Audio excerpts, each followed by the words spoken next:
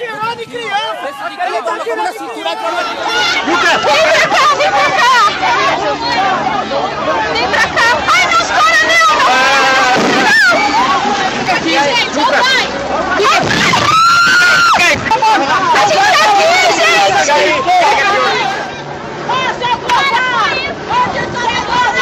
Tem criança aqui, filho! Tem criança aqui!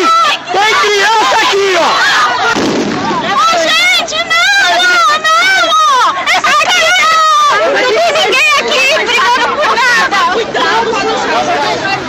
Vai filmar, filma.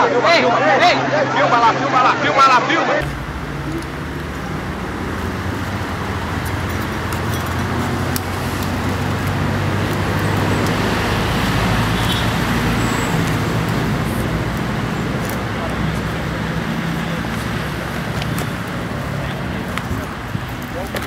Sabe onde é o Pinheirinho?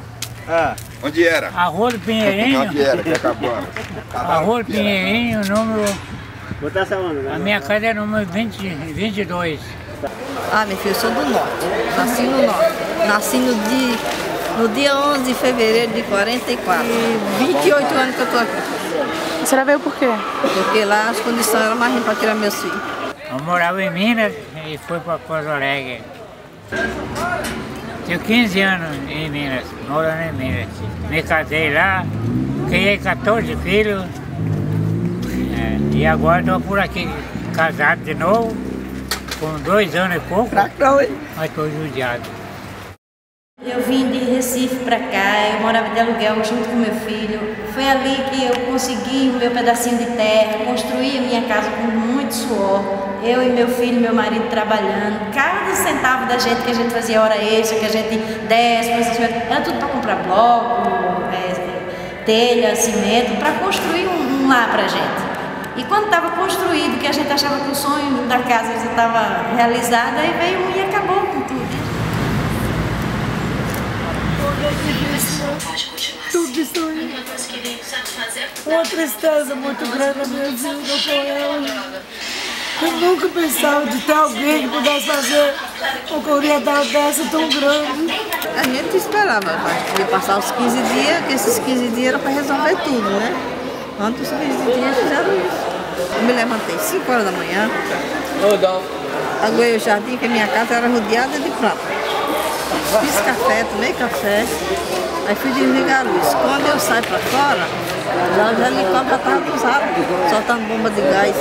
Foi um desespero, filho, foi um mau desespero. Isso não sai da minha cabeça nunca. Assim, por isso, tudo tomado. Aí eu falei, seja o que Deus quiser, vou fazer café e vou tomar e tomar meu remédio, para me ter força e coragem para enfrentar. Aí eu estava com tanto ódio, olhei para um policial, olhando bem na cara dele. Se eu tivesse uma arma de fogo, agora eu matava vocês todos. O que vocês estão fazendo não é justo. Nem você, nem o prefeito, nem a juiz. Ter botado todo mundo na parede, todo mundo sair, não era nem para olhar para trás. Não. Assim, olha, fecha a porta, né? Chegaram 3. Fecha a porta. E não olha, e vai embora e não olha nem para trás. Eu olhei para a arma do policial e falei para ele, atira. Para atirar. Já acabou com tudo mesmo e começou a chorar. O policial? O policial começou a chorar. Aquele terreno passou 30 anos antes da gente ocupar, sem ter nada em cima. Não tinha função nenhuma aquilo ali. Era um terreno que só tinha o quê? Lixo e outras coisas. E as famílias ocuparam ali, não porque a gente queria ser melhor do que os outros, é porque a gente não tinha onde morar. Outro dia eu estava comentando, até os cachorros, quando a gente tira do lugar, tem um lugar para ir, tem um abrigo, tem isso, tem aquilo outro, né? E a gente que é ser humano, o pessoal jogado na rua, sem direito a nada. Eu não tenho um filho aqui, né? E nem uma filha. Tem uma pessoa para cuidar, sozinho, né? sou eu e Deus. Das pessoas ter cuidado comigo, né? Eu mereço cuidar, eu igual criança. Isso aí ele deve ter. Os mais velhos não tem valor mais. Depois disso aí que aconteceu, a minha família daqui pra frente não vai ter mais nenhum vínculo comigo. A não ser que eu vá na casa dele visitar, tomar um café, fazer alguma coisa. Mas igual era lá, não. Era todo mundo perto mais, do outro. Porque foi tudo repartido. Tudo repartido. Cada um teve que seguir o seu caminho, querendo ou não. Agora eu vou falar. falar pra tu, eu vim do Pinheirinho, derrubaram a minha casa, agora procuro um cantinho pra morar com minha família, ficar em paz para sempre, fica felicidade, mano. Olha que tormento, passo em frente todo dia, um aperto o coração, o bagulho aqui é louco, por isso manda canção. Nossa, eu era filha, acho que eu não sabia. E eu, às vezes eu tô aqui sentada, mas acho que eu tô lá. Eu não tô aqui. Aqui a diária tá jóia. Não posso queixar não. Estou acostumada a ser frangelado mesmo. Porque eu tenho gosto também. Em 5 dias sem comer sal, comendo coisa mesmo, besteira na rua. É bem estranha a comida. Como é? Não é aquela comida boa assim. A carne parece uma sola de sapato. Aquela carne veia dura, ruim de mastigar, mas não quer aquelas farinhas veia crescidas assim, ó. Maior ruim. O dia a dia aqui é péssimo. É péssimo, ninguém pode dormir de noite, com barulho. É criança chorando, um chamando para ir embora para casa, sem ter casa. E aqui, se você receber o cheque, na mesma hora você tem que sair, se não tiver endereço. O meu cheque, o da minha filha, chegou. Mas eu fui conversar com a assistência social para deixar aí dentro, porque enquanto eu não arranjar uma casa para mim, o endereço certo, nós não vamos sair, nós vamos ficar no meio da rua. Mas eu não quero nem para aluguel, eu vou para aluguel, porque eu não tenho fogão, não tenho bujão, não tenho vasilha, não tenho prateleira, não tenho nada, eu não tenho uma cadeira para sentar. Eu vou pegar um colchão e mudar para casa? Pensa. Depois da gente lutar muito, reclamar muito, foi que vieram dar esse auxílio aluguel para nós. Mas até quando? Né? As nossas casas estão prometendo, mas vai ter, vai sair? Quando vai sair? Todo mundo que morava ali dentro vai conseguir sua casa? Isso é uma coisa, é uma incerteza que a gente vive com ela constante. Né? Por um lado, a prefeitura está tentando organizar isso aí, é porque é muita gente, o problema é que é muita gente. Num lugar onde tem muita gente confinada, você começa a ter um monte de problema, como sujeira, né? Às vezes o banheiro fica é inutilizável, o lugar começa, sabe, a sujar bastante, então quer dizer, é difícil organizar isso. Então eles decidiram colocar algumas regras muito fortes para tentar organizar. Nem culpo tanto a prefeitura por sei lá, tornar o lugar um campo de concentração. Eu culpo a prefeitura por não ter pensado nisso antes. Não pensou nisso antes, agora quer fazer regras para tentar estancar uma ferida que ela criou. Era uma guerra no quintal da minha casa, da minha cidade. E a gente está acostumado a ver isso na televisão, na Bósnia, no Afeganistão, mas foi chocante que acontecesse na minha cidade. É um problema ali do bairro mesmo, do mesmo jeito que é da Cracolândia. Mas foi o que aconteceu na Cracolândia, eles não tentaram acabar com o Mickey, entendeu? Tentaram acabar com o parque, então eles espalharam a galera. E eu achei errado a parte da prefeitura, foi não ter tido um planejamento para retirar a população dali. Então acho assim, eu acho que a violência gera mais violência. Eles fizeram de forma errada, em vez deles terem se organizado, se mobilizado e feito de forma pacífica, eles teriam conseguido muito mais. Agora, por exemplo, o caso foi parar em Genebra, entende? O que eu acho que fica muito feio pro Brasil, a gente não conseguir resolver um problema de um bairro local. Na hora já me ligaram, já me mandaram mensagem e tal, ó, a polícia tá aqui e tal, não sei o quê. E começou, essa foi uma informação que saiu, foi rápido, né? Então antes da polícia entrar eu já tava aqui já. Entendeu? Eu já recebi a notícia, já tava aqui já. Então eu já vim com a minha câmera e falei, meu, não vou ficar aqui sentado no sofá da minha casa e ver a nossa crueldade acontecer.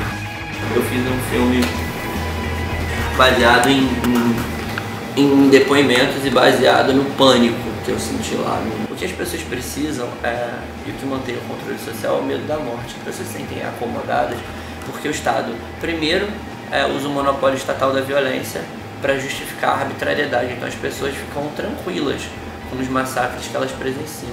Se o Estado oprime 6 mil, mata 6 mil, uma comunidade de 6 mil a 9 mil pessoas no interior de São Paulo, a gente mantém o nosso sono tranquilo aqui porque isso não deixa a gente com medo, sabe? Isso não afronta a gente. O que eu posso fazer para deixar elas assustadas e criar uma reflexão é mostrar que tem um cara que vai ficar... Eu fiquei 11 dias sem comer. Eu vi assim uma pessoa em frente à Rede Globo em greve de fome, em protesto com relação ao que aconteceu no Pinheirinho. Foi quando eu decidi pegar um ônibus e vir para cá e aderir à greve de fome junto com ele para dar força para o protesto dele, para mostrar que não era só ele, mas que no Brasil e no mundo existem pessoas sofrendo com o que aconteceu e querem uma resposta. O bom é que você vê que várias pessoas estão fazendo isso. Tem vários, toda semana tem algum movimento, alguma ação, alguma festa. arrecadando coisa para as pessoas do Pinheirinho. Ou seja, essa cidade nunca fez isso por ninguém. Não tem isso, aqui não tinha isso. Aqui é cada um por si, o mais rico que é o... Enfim, é o cara sortudo. Se você não é rico, o azar é seu, você tem que chegar lá. E não, agora as pessoas estão se importando. Elas caíram um pouco em si e falaram assim, meu, a gente tá errado, né? A gente precisa se ajudar. Essa sensação de mobilização assim, quando a gente vê, caralho, o que aquele cara tá fazendo? Não, olha só. Tipo, o que eu fiz? Eu sou ninguém, eu não tenho estrutura de nada me cercando. Eu peguei uma câmera, fui e usei a internet. Ver isso é triste, assim, né? Dá uma dor de ver isso aqui, mas isso aqui, assim, o que conforta é que isso aqui acabou virando... Isso aqui deixou de ser uma ocupação irregular e ela começou a se tornar um sentimento nas pessoas da cidade. Não na cidade, do país, do mundo. O Estado não tem como se defender mais ou culpar um movimento de desobediência civil quando a gente tem um pinheirinho na cara. Sabe, o governador Alckmin fez um favor à democratização desse país, porque ele vai pagar por isso. Ele vai levar muita gente com ele. Porque isso não vai ficar impune, não vai. Geraldo Alckmin, ele vai ter que dar uma resposta para a história. Se os políticos que querem extirpar a pobreza acham que eles vão conseguir apagar essa história, esse caso do massacre do Pinheirinho, eles não vão conseguir. Porque existem pessoas apaixonadas por aquele povo, no Brasil inteiro e no mundo, que não vão deixar as coisas ficar como são. O propósito do Círculo de Mulheres era ter um espaço para elas se expressarem e desabafarem. Elas estavam destruídas. No começo elas não conseguiam nem contar, não conseguiam nem falar. Elas tinham dificuldade de falar que elas sentiam raiva. Então quando saía, era muito choro. E era um espaço em que a gente acabou criando vínculos de amizade.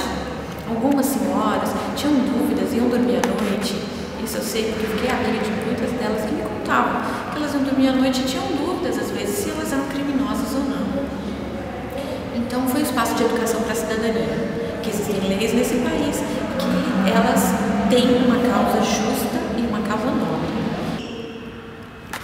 Nasceu a associação para que a gente pudesse falar isso.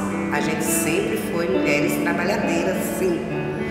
E só aqui a gente tem o poder de falar para a sociedade isso aí, que nós somos mulheres trabalhadeiras, mãe de família, nossos filhos estudam, trabalham também. Nossas pernas, nós somos mulheres, nós temos atitude, nós é dona de casa. Nós temos filho, marido, nós vemos que está faltando o marido, a roupa, o banho, o almoço, tudo. Aí a gente tem que ter atitude. Se baixar a cabeça, a gente adoece e não vê a realidade da coisa. Tem que mostrar lá fora que a gente somos gente. Através dessa associação que eu estou vendo que está tendo uma força. A gente se anima, todo domingo a gente está aqui e a gente vê a cara de um, a cara de outro. E a gente está aí, pedindo a Deus que vá adiante. Sugeriu no início, e foi uma sementinha que foi amadurecendo, delas criarem cooperativas de trabalho. Então hoje a associação foi fundada no último domingo, que foi dia 5 de agosto de 2012, e elas têm um belo plano de trabalho e elas estão muito animadas com esse sonho. Montar uma cooperativa para trazer trabalho para as mães do Pinheirinho, né? Para poder trabalhar, ganhar seu dinheirinho, né? Porque ficou difícil depois que saiu do Pinheirinho, ficou difícil conseguir um emprego, porque se afastou, tal, saiu do desemprego, muitas delas não conseguiram voltar. Daí da associação, a cooperativa, é bom para que elas venham, né? Voltem a trabalhar e ter sua renda de volta. E a gente correr atrás das nossas casas, dentro da lei, com carinho, com amor, e levar às autoridades que a gente pode e deve e tem esse direito de ser ouvida, de nos escutar. Tirou de criança! Ele tá tirando de criança!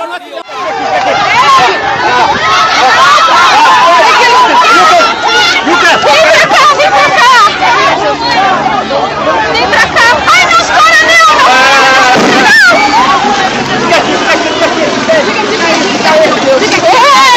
Fica aqui, gente!